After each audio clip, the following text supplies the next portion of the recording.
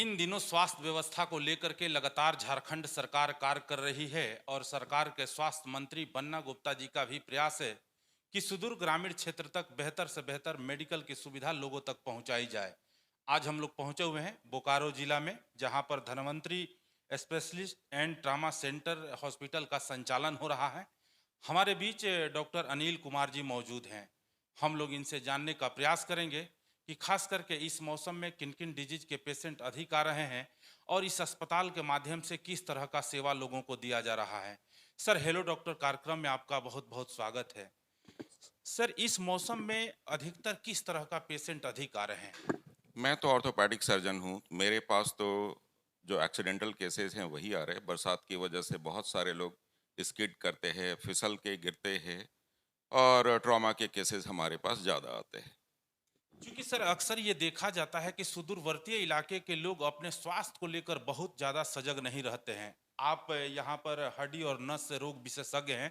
जो लोग अपने स्वास्थ्य को लेकर के लापरवाह रहते हैं, उनको क्या सुझाव देना चाहेंगे आप? हम 2 तरह से काम करते हैं। एक तो जो हमारे पेशेंट आते हैं, पेशेंट के जो सहभागी जो उनके पेशेंट पार्टी होते हैं, उन्हें जितना भी हो सकता है हम उन्हें सुझाव देते हैं, क्या करना चाहिए, क्या नहीं करना चाहिए और ये सारे सुझाव हमारे स्पेशलिटी से ही रिलेटेड होते हैं। जैसे सपोज़ इस मौसम में या उम, जहाँ पे हमारे ग्रामीण पेशेंट रहते हैं या जहाँ से आते हैं या पेशेंट पार्टी, वहाँ पे मुझे नहीं पता, हो सकता है बिजली सही ढंग से ना जा रहा हो, अंधेरे की वजह से और मुझे ये भी नहीं पता है कि सुदूर एरिया में रोड किस तरह का है, लोग फिसल सकते हैं और गिर सकते हैं। बुढ़ापे में भी उनकी हड्डियाँ कमज़ोर होती है, तो उन्हें हम बताते हैं क्या उन्हें करना है, किस तरह का खान-पान रखना है ताकि उनकी हड्डियाँ मजबूत हो, क्या-क्या करना है जिसकी वजह से वो कम गिरें या गिरें तो उनकी हड्डियाँ ज़्यादा ना टूट सकें। क्योंकि सर अक्सर ये देखा जा रहा है कि आजकल के समय में या मौसम में ज्वाइंट पेन बहुत ज्यादा हो रहा है लोगों को, चाहे वो नौजवान हो या वो कुछ उम्रदराज लोग हों। हड्डी का पेन या ज्वाइंट पेन बहुत ज्यादा हो रहा है, इसका क्या कारण हो सकता है?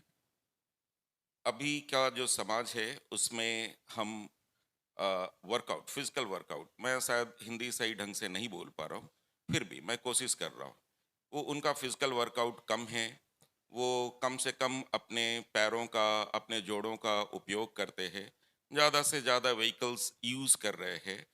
दूसरा उनका खान-पान, उनका जो खान-पान है, वो फ़ास्ट फूड, स्ट्रीट फूड है, जिससे उनका वज़न काफ़ी ज़्यादा बढ़ रहा है।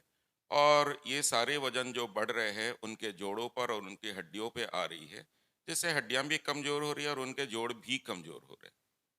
सर, एक सवाल और हम लोग आपसे जानने का प्रयास करेंगे, चूंकि आप बोकारो के काफी जाने माने सुविख्यात चिकित्सक हैं। वर्तमान परिवेश में देखा जा रहा है कि जो पहले के तुलना बात किया जाए, डॉक्टर में और पेशेंट में जो एक समानांतर होता था, एक समन्वय होता था, उसका काफी घोर अभाव दिख रहा है। सर, आप एक कुशल चिकित्सक हैं। चूंकि छोटे छोटे अगर कोई भी डॉक्टर है, कोई नहीं चाहता है कि हमारे यहाँ किसी प्रकार का केस कोई खराब हो, लेकिन इन केस कभी इस तरह का अगर समय बनता है, लोग अपना आपा खो देते हैं, उसके लिए क्या सुझाव दें? ये मेरे हिसाब से शायद हम एक-दूसरे के ऊपर ट्रस्ट करना थोड़ा कम कर दिया है या फिर हम शायद बहुत ज़्यादा उम्मीद करते हैं और उन्हें लगता है कि जो डॉक्टर है वो शायद भगवान है, उनसे कोई ऐसी चीज़ें नहीं हो सकती कि हम गए हैं तो पूरा का पूरा ठीक ही हो जाएगा। ऐसा तो किसी भी प्रोफ़ेशन, किसी भी सर्विसेज़ में नहीं होता है। कुछ ना कुछ तो दोनों ही तरफ से खामियाँ होती है और मैं समझता हूँ कि ये चीज़ें धीरे-धीरे दूर भी हो रही है। हम प्यार से उनसे बात करते हैं, आप स्माइल करके सामने वाले को बोलेंगे तो वो भी आपसे स्माइल करके ही जवाब देंगे और जो आप देंगे वही आप लेंगे। तो मैं ऐसा समझता हूँ कि बहुत बड़ा प्रॉब्लम हो सकता है मैन टू मैन ये प्रॉब्लम हो, लेकिन मेरे यहाँ भी होता होगा, मेरे यहाँ भी होता है, लेकिन कम ही होता है और मैं कोशिश करता हूँ कि ये चीज़ें कम से कम हो। क्योंकि सर एक चीज और हम लोग देख रहे हैं, जब से आदर्श भारत टीवी के कुशल नेतृत्व में विभिन्न विभिन्न जिलाओं में जाने का, ग्रामीण स्तर पर भी जाने का मौका मिला, कई जगहों पर ये देखा जा रहा है सर कि अनुभव के आधार पर जो ट्रीटमेंट चल रहा है, एक डॉक्टर बनने के लिए काफ़ी संघर्ष और मेहनत करना पड़ता है, तब जाकर के यह पात्रता प्राप्त होता है। लेकिन आजकल सर देखा जा रहा है कि किसी कुशल चिकित्सक के पास कुछ दिन कोई व्यक्ति रहा या मेडिकल स्टोर पर, वहाँ से कुछ अनुभव गेन किया और वो जाकर ग्रामीण स्तर पर प्रैक्टिस शुरू कर देते हैं। वैसे डॉक्टर जो ग्रामीण स्तर पर सेवा देते हैं, उनके लिए क्या सुझाव आप देंगे?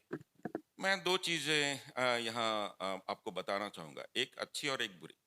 अच्छी बात ये है कि थोड़ा ही ज्ञान, इस ज्ञान के साथ सुदूर उन जगहों पे जहाँ पे डॉक्टर नहीं हैं, कुछ तो सर्विस तो दे ही रहे हैं, तो ये एक बहुत अच्छी बात है। बुरी बात शायद ये हो सकती है कि वो शायद उस हिस्से को भी वो टच करना चाहते हैं जो शायद उनके लेवल से बाहर हो, तो शायद ये ठीक नहीं। जितना वो कर सकते हैं उतना ही करें, आगे के केसेस को आगे डॉक्टर को फॉरवर्ड कर दें।